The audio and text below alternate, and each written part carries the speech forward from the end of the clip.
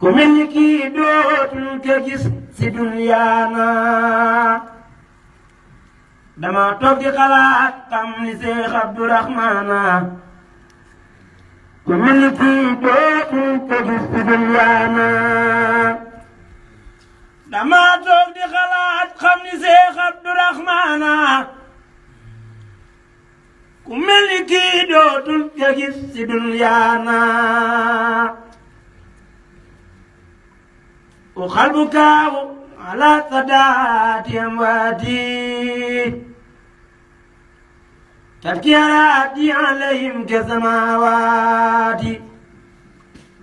bu asamaan ak suuf di jooyee sang xanaa ma nit ma jóg sama jooy si Abdurahmaan bi sang